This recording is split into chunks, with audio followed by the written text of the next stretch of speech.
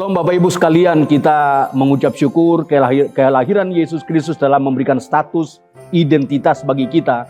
Karena di dalam Alkitab Yohanes pasal 1 ayat 12 berkata bahwa semua orang yang menerimanya diberinya kuasa supaya mereka menjadi anak-anak Allah, yaitu mereka yang percaya di dalam namanya. Puji Tuhan, di dalam momentum perayaan Natal di tahun 2025, di tahun ini kita bersyukur Tuhan begitu sangat baik dan sangat luar biasa buat kita. Karena itu mari kita persiapkan hati kita di dalam perayaan tahun ini. Dan ada bagian firman Tuhan yang akan saya mau sampaikan buat kita sekalian sebagai pesan. Dan ini harus kita praktekkan di dalam perayaan Natal di tahun 2025 ini. Terdapat di dalam Roma pasal yang ke-12 ayat 1 dan ayat yang kedua, yaitu judulnya persembahan yang benar. Karena itu saudara-saudara, demi kemurahan Allah aku menasihatkan kamu supaya kamu mempersembahkan tubuhmu sebagai persembahan yang hidup, yang kudus dan yang berkenan kepada Allah. Itu adalah ibadahmu yang sejati. Ayat yang kedua Alkitab berkata, janganlah kamu menjadi serupa dengan dunia ini, tetapi berubahlah oleh pembaharuan budimu sehingga kamu dapat membedakan manakah kehendak Allah, apa yang baik, yang berkenan kepada Allah, dan yang sempurna. Saudara-saudaraku yang Tuhan Yesus kasihi, ada satu kisah yang sangat menarik di satu negara bagian di Amerika. Satu saat ketika perayaan Natal tanggal 24 malam, tanggal 24 Desember di malam hari, pendeta setempat memberikan atau mengumumkan supaya di malam Natal itu semua jemaat harus mempersembahkan sesuatu. Mereka harus membawa kado ke gereja. Dan semua keluarga harus tanpa terkecuali siapapun itu, semua harus membawa persembahan berupa kado. Isinya itu tergantung kembali kepada keluarga. Dan di dalam keluarga itu, di tengah keluarga itu ada seorang pengemis yang dia adalah sebatang kara. Dia tidak punya siapa-siapa, rumah pun tidak ada.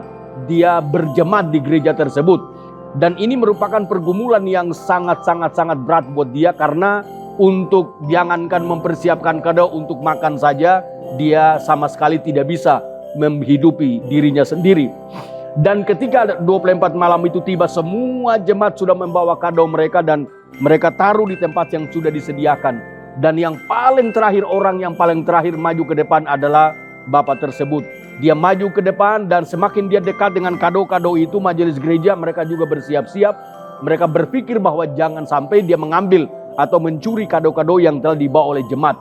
Tetapi saudara, pada waktu relatif singkat gereja itu terdiam, semua jemaat terdiam karena bapak itu maju ke depan dan dia masuk ke dalam tempat di mana kado-kado itu ada. Dan dia bilang sama Tuhan seperti ini, dia teriak dan didengar oleh semua jemaat. Dia berkata begini, Tuhan, saya tidak punya uang untuk bisa menyediakan kado. Tetapi ketika saya masuk di tempat kado ini adalah diri saya persembahkan sebagai hadiah, sebagai kado kepada Tuhan di malam Natal ini. Saudara, dari cerita ini maka akhirnya hamba Tuhan pendeta setempat dia umumkan bahwa kado yang terbaik di malam Natal ini adalah kado yang diserahkan oleh Bapa ini, yaitu dirinya sendiri. Saudara, kita kembali kepada Roma pasal 12 ini. Ada sesuatu yang dikehendaki Tuhan bagi kita di hari Natal ini, yaitu dia katakan begini, karena itu saudara-saudara, demi kemurahan Allah aku menasihatkan kamu supaya kamu mempersembahkan tubuhmu sebagai persembahan yang hidup, yang kudus dan yang berkenan kepada Tuhan.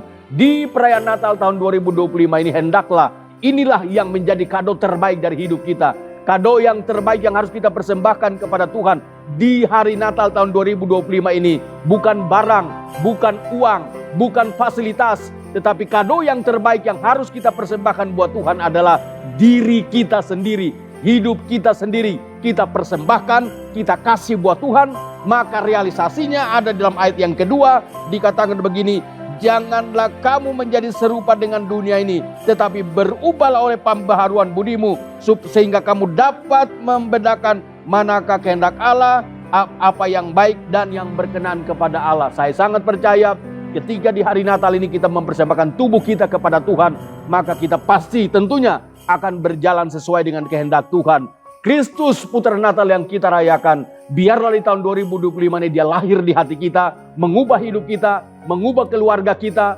mengubah mindset kita, dan memberi kepada kita hari depan yang penuh pengharapan. Haleluya, haleluya. Tuhan Yesus memberkati saudara dan saya.